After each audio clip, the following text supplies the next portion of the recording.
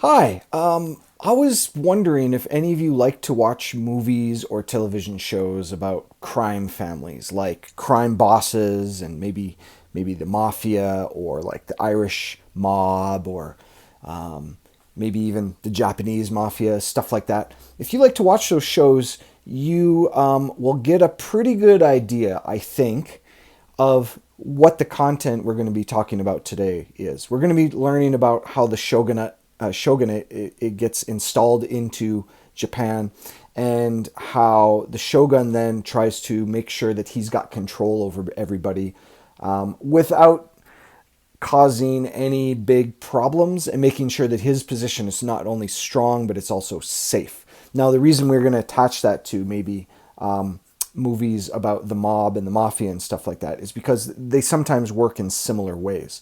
You're going to find that you've got a strong leader in power, and rather than just be heavy-handed and violent to everybody, he's going to look for people that are allied on his side. He's going to look for the guys out there that are going to be loyal to him, and the ones that are not loyal to him. And one of the important things is when you find people that are not loyal to you, you don't just smash them.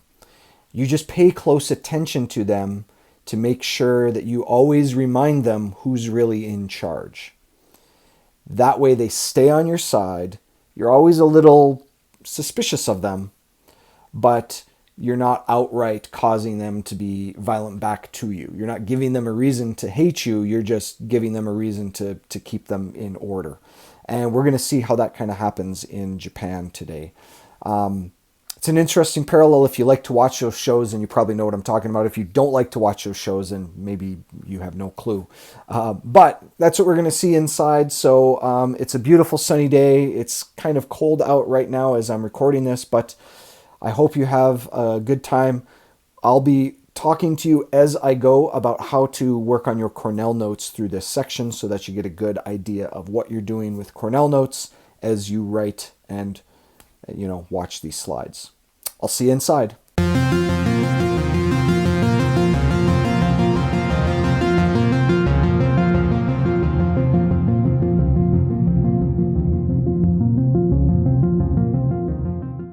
Hello and welcome to our new chapter in Social 8. This is chapter 13, Japan under the Shogun.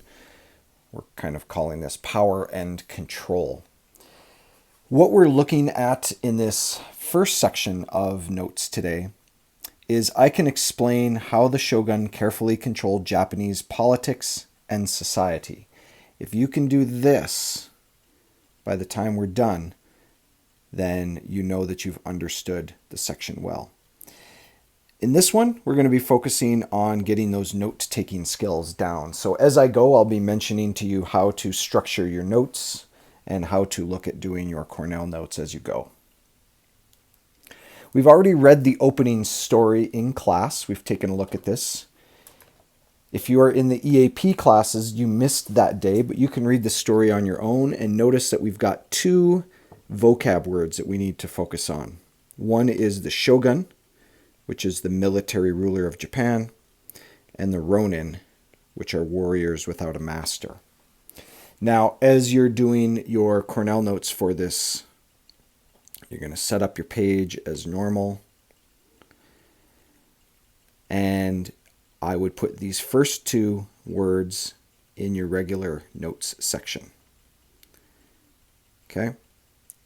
The words with the definitions. Definition in there too. All right? And then you can read that on your own.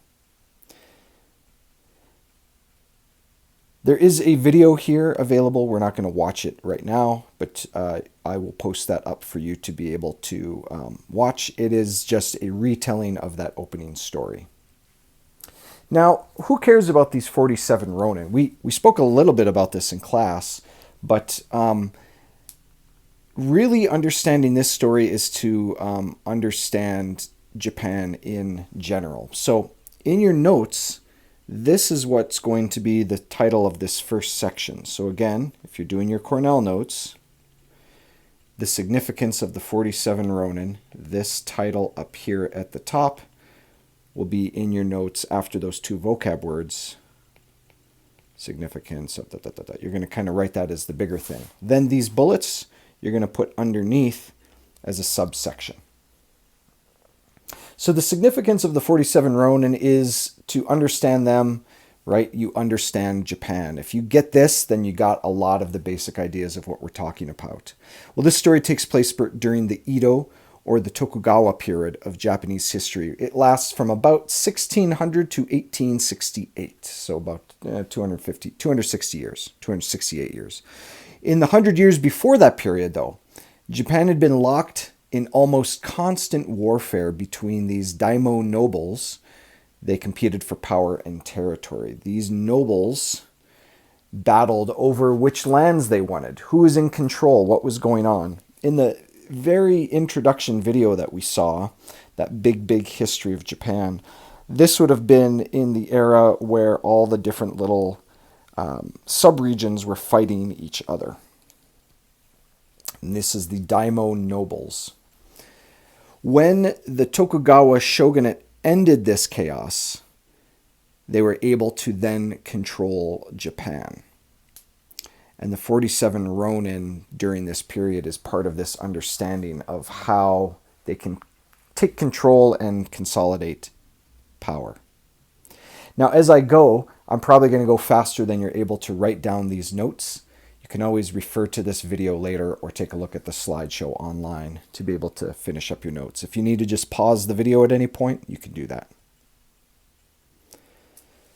So Tokugawa Ieyasu became the most powerful person in Japan when he defeated the rival daimyo, these nobles, and some generals in a great battle in 1600. He was able to defeat his enemies, so he becomes the most powerful person in Japan. In 1603, the emperor made him the shogun. Remember, that's like the military leader. We just defined that at the start of the chapter. Technically, the emperor rules the land, but really, the shogun has the power. The emperor is more of the spiritual head. The shogun controls the military force. They have all the actual power. And Tokugawa Ieyasu becomes the shogun. Now, he had won his power through military strength, but he also was a smart guy, and he knew that if he wasn't careful, he would lose his power, lose his influence. So what he decided to do is he wanted to really turn the shogun position into a very strong position. So no one could challenge him. No one could challenge his descendants. Descendants are the people that come after you, your children, your children's children, your family. He wanted to make it so that he was safe in this position. He does this through unifying of the land. Now you'll notice we switched the topics there, and I didn't mention that. I'm sorry. So the first one was significance of the 47 Ronin. The next one, unifying the land, right? And we've got some points under that, which go through here. Okay? So what he's trying to do is get everything unified. Rather than all these little different nobles fighting each other, the shogunate gets created and he becomes in charge of everything, but knows that that's not safe, so he tries to make it even stronger so that there's not continual challenges to this position of power. Now, he had a plan to do this. First, now this one here, this title here, it's not a complete new section, but it's a little bit different than the other bullets. So if I were you, I would just maybe put a dash or something like that. Put the plan title and then number the plan 1, 2, 3, 4, 5 underneath it. Okay, so that you see the plan's name and you know what to put underneath it. So here is his plan. Here is how he's going to try to control everything. Well, first control these daimyo. Like, make sure that he's in charge of this. Get all this fighting taken care of. Try to stop all that and get in control of these nobles. Then what he's going to do, he's going to give the land to some lords that he trusts next to the lords whose loyalty he had questions about. So the idea is he's going to kind of deal with it. Let's think of two at a time. It's the easiest way to do it. If he trusts Lord A, he's going to look around and see like, there's Lord G over here has got a plot of land. And Lord G, I'm not really sure about him. He might switch. He might switch sides. He might try to go against me. So what I'm going to do is I'm going to have A live basically right next to him because A is on my side. And Lord A is going to be able to keep watch on Lord G and keep him checked and in control. So he delegates that power out and he makes sure that everybody that's around is for him, and whoever might not be for him, there's somebody else there that can keep that person in control. Now, they had this program called alternate attendance. This is seen as a vocab word. So write this down as a vocab as well, or not write it down separately as a vocab, but as you're writing these lists out, make sure that you notice that number 3 is kind of a vocabulary word type idea. What alternate attendance mean is every second year, the daimyo had to live in Edo and to leave their families there. So they had to always be kind of constantly in the capital there in order to, again, keep check on them. It helps control them, tells them where to be and when to go. Sharing the number 4 step is sharing power with a 2-level bakuhun government where the shogun controlled the federal government and the daimyo controlled the local government. So this is the name of the government style. What the important thing is we've got 2 levels of government.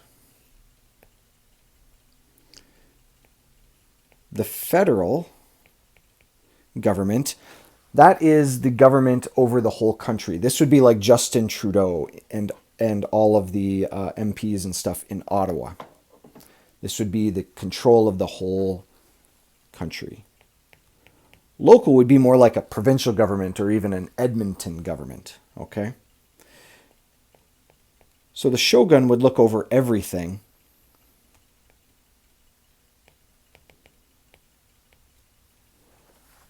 Daimyo would control the local government.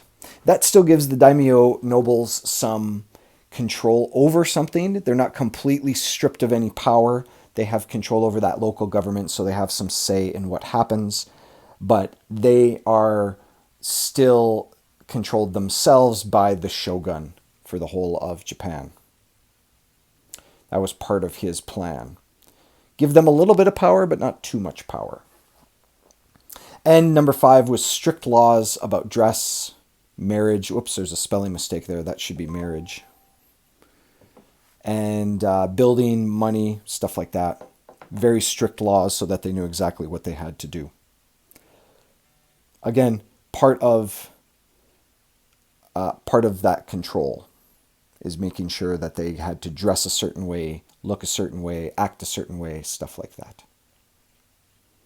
That's his plan. That's part of this plan to keep people in control. Now, we are not going to be doing this, so I just want you to ignore this. We're kind of skipping that.